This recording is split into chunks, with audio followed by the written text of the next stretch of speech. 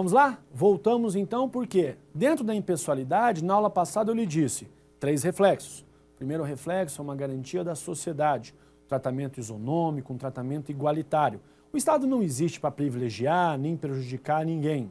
Talvez o caso concreto mais provável, e assim, está bem fora de moda, tá? Seja aquilo que fala de concurso público.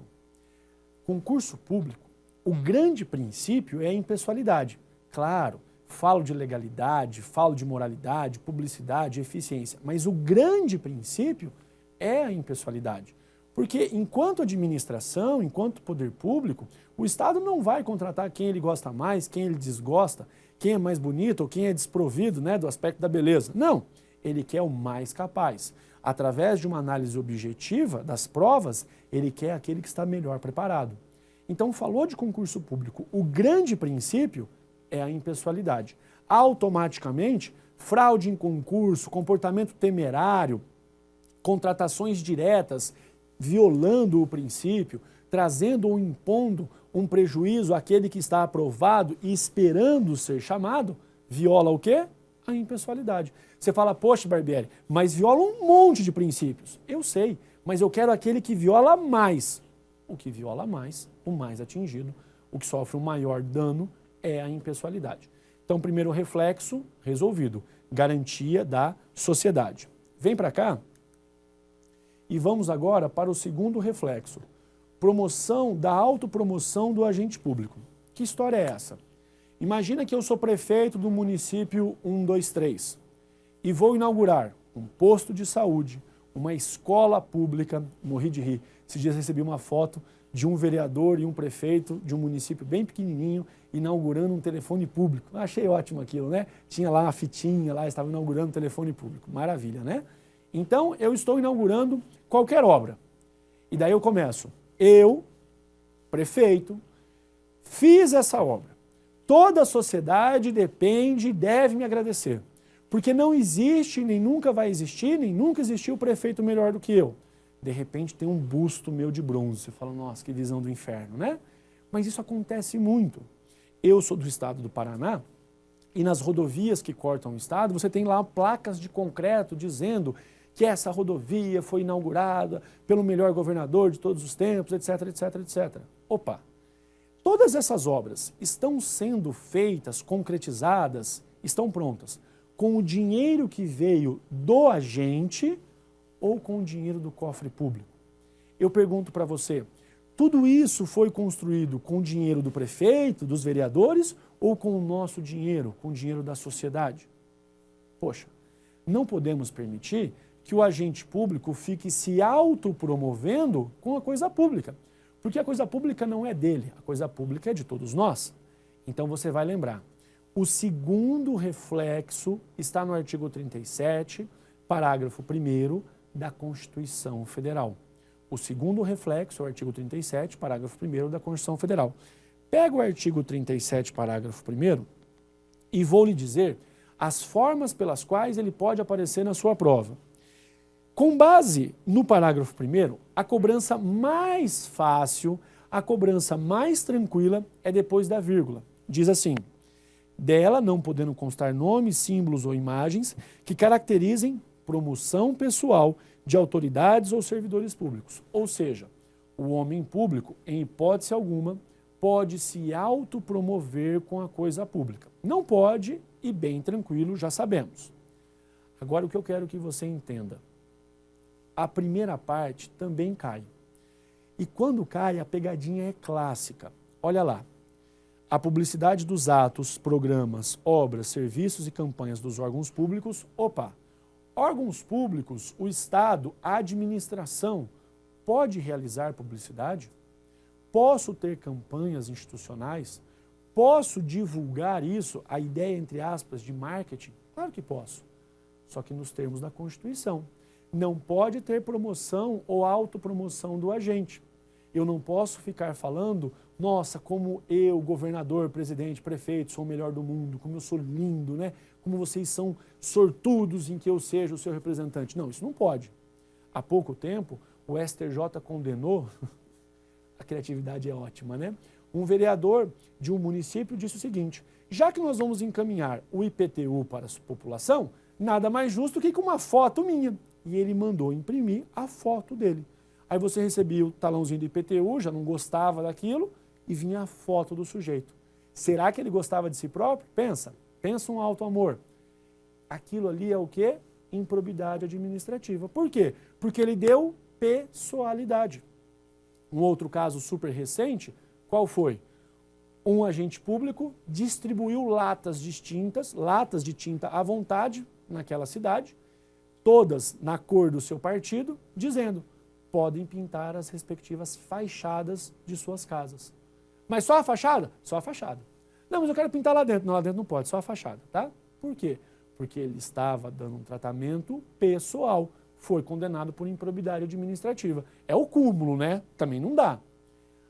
Qual é o perigo dessa cobrança? Está vendo ali, ó, a publicidade dos atos, programas, obras, serviços e campanhas dos órgãos públicos? Deverá, né? Cuidado com o CESP. O CESP gosta de trocar o deverá por poderá. Dever não se discute. Não é uma faculdade, é dever. Tem que ser daquela forma.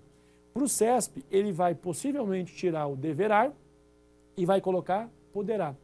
Se for a primeira questão da prova e você está ligado, ótimo. Mas você já imagina com 2, 3 horas de prova, cansado, calor, é fácil passar batido. E aí quando sai o gabarito você fala, não, a questão está furada. Às vezes não. Então cuidado com essa pegadinha na troca do deverá pelo poderá. São as duas cobranças clássicas, tá bom? Então lembre-se, toda publicidade tem que ter o quê? Olha ali, caráter educativo, informativo ou de orientação social. São publicidades, são programas voltados para a coletividade, voltados para a sociedade, não para o agente, não para o agente. Fácil? Já vimos o segundo reflexo. O terceiro reflexo, como brinca um amigo meu, é coqueluche. O terceiro reflexo cai muito, tá na moda, tá? Foi assim, ó, cobravam só o primeiro reflexo, despencava em prova. Aí descobriram, né, o segundo reflexo. Nossa, o 37 parágrafo 1º cansou de cair. Até hoje, CESP e FCC ainda gostam de cobrá-lo. Agora o terceiro reflexo é o clássico. Qual que é o terceiro reflexo? Perceba que o terceiro reflexo é a chamada garantia do agente público. Vamos entender primeiro o que é essa garantia e depois eu lhe falo qual é o posicionamento do STF e do STJ. Primeiro, o aspecto conceitual. A garantia do agente público é muito simples.